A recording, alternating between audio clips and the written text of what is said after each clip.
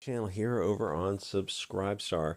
So brainwashing kids via, I swear to God, everything is just so fake and, you know what it is. It's like every day in clown world. It's just you look around like, oh, there's no shortage of new clownish stories. The only issue is like how do you present them on YouTube and stay within the Puppet Master's navigational guidelines. So brainwashing kids via video games. Our generation got brainwashed via TV because our parents didn't know the power of the TV, and the nation really had no defense against it. Some I will say like some religious groups knew the power of the TV, but we were like you can't fight the propaganda of TV. That's something people they don't understand. They don't understand. Like a lot of people don't understand. It's 24/7 piece of propaganda that you literally have in your home.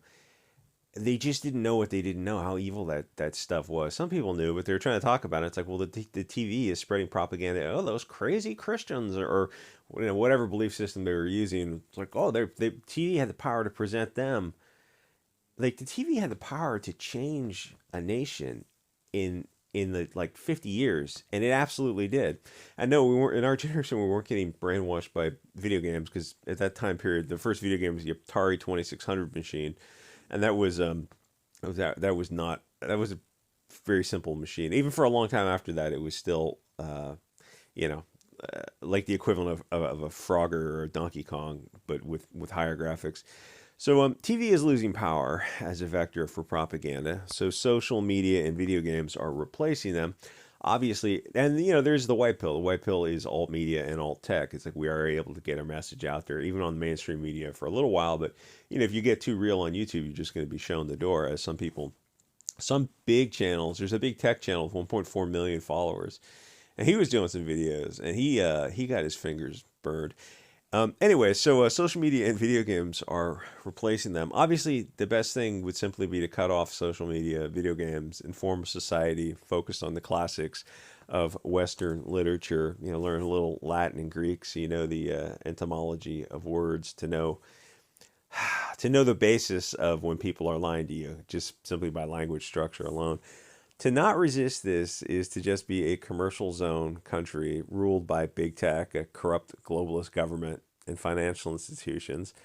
No, video games bring nothing to the table. Sorry, gamer bros.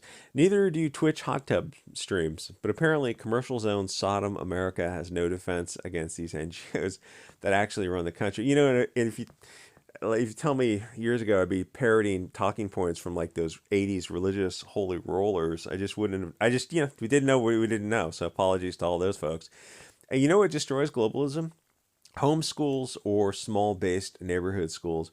You could wipe away globalist propaganda in a generation. As Malcolm X talked about, letting your enemies teach your kids is absolutely insane. They're not public schools. They're government propaganda centers. So video games are going to present a conclusion about environmental science without actually showing the science. It's just a conclusion. It's the end stage. So it's more of a matter of a belief or a religion. It's science as a belief system, not actually as a science. Because no, you don't present science as a conclusion. That's how you present propaganda. So a video game is going to talk about environmental science, but skip out on covering, oh, I don't know, India or China. Like, you're not even going to discuss those issues at all. Well, that's not science. That's propaganda for India and China. Like, if China designed a game to brainwash the useful idiots, would it look any different than what you're seeing before you? Even the language they use is manipulative. They present it as climate change, not as an ongoing study of environmental science.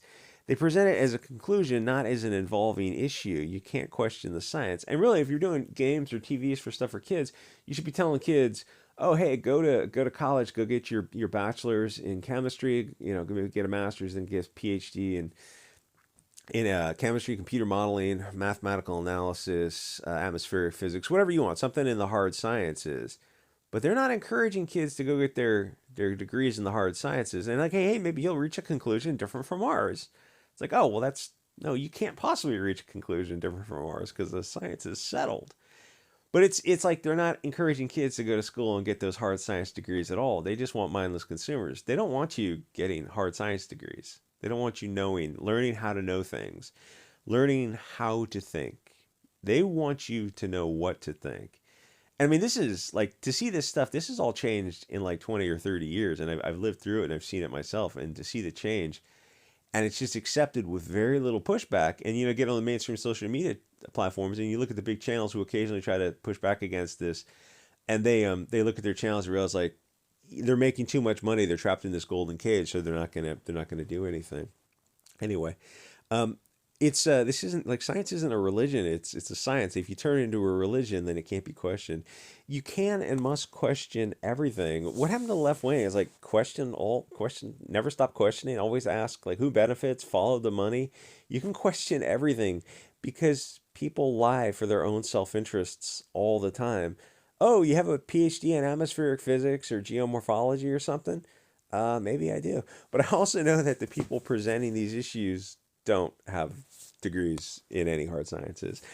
I also know that scientists know which way the wind is blowing, and that Greta is a 19-year-old talking head who doesn't have a PhD in geology, physics, computer modeling.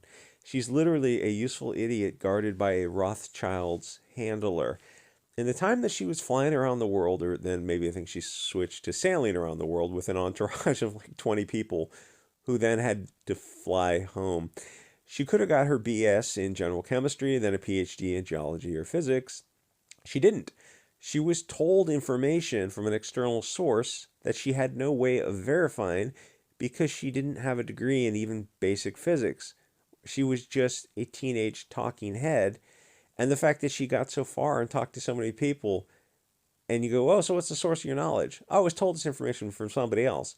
Oh, well, then why don't you have them do the presentation instead of a 17-year-old girl who's just parodying information she was told by her parents or by her Rothschild's handler? Why don't you have the actual scientists who have their PhD in computer modeling for chemical changes in glacial studies or something? It's like why don't you actually have the source presenter, not a 16-year-old girl who's flying around the world? This doesn't make sense. And like, you don't have to be a big brain to look at this and go, none of this makes sense.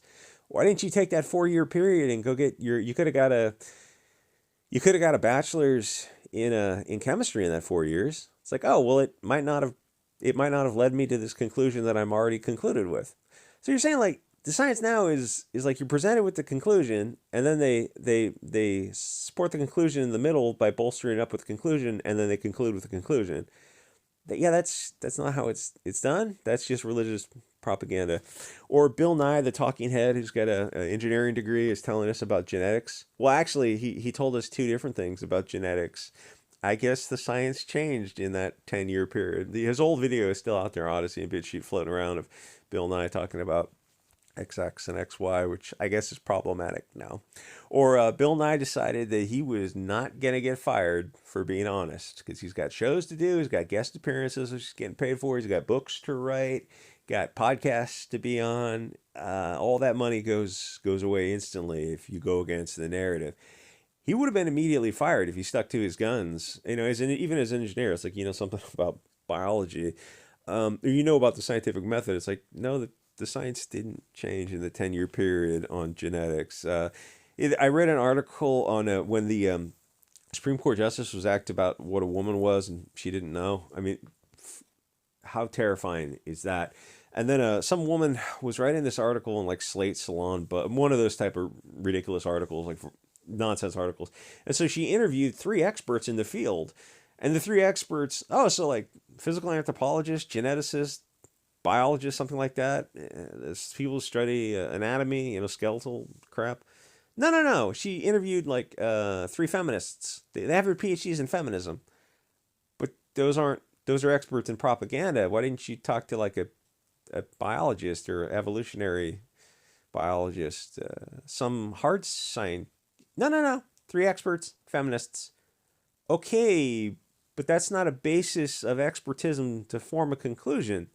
This is a propaganda puff piece, and the fact that like this is in the mainstream now and people don't have the scientific acumen to look at this and go, this is insane. Where are we? What the hell is like this is say it's going down a dark path. It's like looks around, it puts on the nightmare effing glasses. Oh, so you're doing stuff to kids based on this belief system. Permanent things to kids. Yeah, it's not the dystopian future when it's all actually happening right now. So the weird thing, yeah, Bill Nye decided he was not gonna die on the hill of truth. He's not the who's that guy that the Library of Alexandria, the blind guy with the land. Anyway, the weird thing about the modern left is that they lack. And the thing is, like, you take these guys aside in a private moment. You're at a I always imagine like you're at some lake up in the mountains and you're swimming and there's no cell phone on the lake and you're swimming with this guy and there's no recording devices and you go like, this is all bullshit and like you're just taking a paycheck for this. And he goes, yeah, what am I gonna do? It's like I would just be immediately fired and disenfranchised and deplatformed and censored from every mainstream platform. There'd be no more books. There'd be no more money coming in. There'd be no more. Even if you set for life, it's like you kind of are addicted to having a social media footprint. It's like he'd be Bill Nye, the science guy. It's like, oh well, what does he know? He's only got he doesn't know anything. It's like, yeah, I would all be cut off. It's like, what am I gonna do? Like, which way the wind is blowing. The machine is going. It's like, yeah, but I know it sounds a little Pollyanna to say this. Like you got to stand up sometime and start pushing back against this stuff, or at least try to present a nuance. It's like it would all go away because the machine is going in one direction. I will say that Elon taking over Twitter is an interesting change of pace, though. It's not perfect yet, but it is changing discourse a little bit. Anyway, so the weird thing about the modern left is the lack of scientific knowledge and presentation. They've morphed into this authoritarian religious system, and they're passionate and violent about things that they think they know, but they don't actually have facts to support. An issue comes up, scientists disagree. Twitter and YouTube kick off the scientists that disagree. Now science is 100% in agreement. There was a scientist who was an evolutionary biologist or something, who was just stripped of his Nobel Prize a couple of years ago because suddenly his Nobel Prize winning multiple PhDs in his field is not politically correct. So they're not saying that the knowledge, the data he gathered, the conclusion he reached is wrong, because they can't say that. But they're going to strip him of these awards because it's not politically correct. It's still biologically correct, but it's not. You get the idea. That should terrify you. Anyway, science is presented with different views on an issue. People explain their biases, their research, who funds them. It's very important for people to explain their biases, and the mainstream has gotten away from that. Because, like, if you look at the mainstream media and you say, okay, take everyone in the mainstream media, newspapers or digital or TV, and you go, okay, what are your internal biases? Like, who did you vote for? What issues do you, like the political compass tests, who have you voted for in the last few elections? It's like, oh, it's 100% left to center.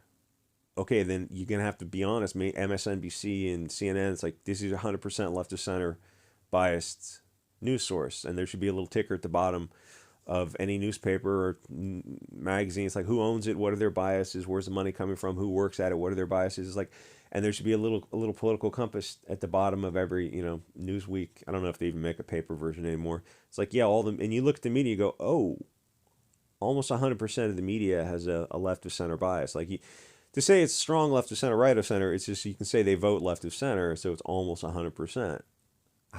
Would that change your perspective of the media if you could look at them and you knew that? It's like, yeah, it probably would change. It's like, so why aren't they honest about it? Because they're not the media. They're propagandists for these wealthy and powerful people, as Elon said.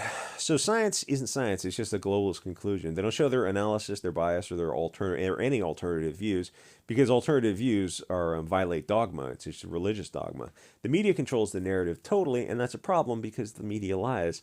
How many times do you need to literally see the media lie before you feel comfortable in saying, oh, the media lies, we can't trust any of the media because they have a history of lying? In fact, they have had to fire some of their people who are gathering stories repeatedly. It clearly shows a far left media bias, and the media is not reporting on the media. At some point you have to say, oh, we have to throw out all the mainstream media. The Time magazine or the Newsweek cover where, like, Trump and that little girl, where they superimpose the photos, and then you look at the real photo and the little girl's like 4 inches from her mom and she's just crying for, like, his kids cry, and they juxtapose that picture and you look at that and, like, oh, this is just Pravda. This isn't, the media's like been completely subverted and corrupt. It's like, yeah, welcome to current year. So the thing is, it's not a far right conspiracy theory when people catch the media in major lies that clearly show their bias. The media is not trustworthy. They haven't been trustworthy in, I don't know, 40 years. the Hollywood or video game machine, even in Vietnam, it's like the stories that were coming out, even in that time period. The thing is, the further back you look, it's like you start to see this stuff and you realize, we're in trouble. So the Hollywood or video game machine is never going to touch on China or India because either they're big markets or because it's not politically correct to go after non-blonde people. So they focus on farming in Sweden or Denmark or some country. Some country they're focusing on farming. It's like we're gonna get rid of the farms because they use nitrogen in the soil. It's like, but they grow food. Yeah, that's right. But they grow food. Yeah, yeah. We're gonna build a high occupancy housing for immigrants from different other countries. But the farms produce the food, and you're something's not adding up here, friendos. No, focusing on Sweden or wherever the hell it was and ignoring China or India is it's absolutely pointless.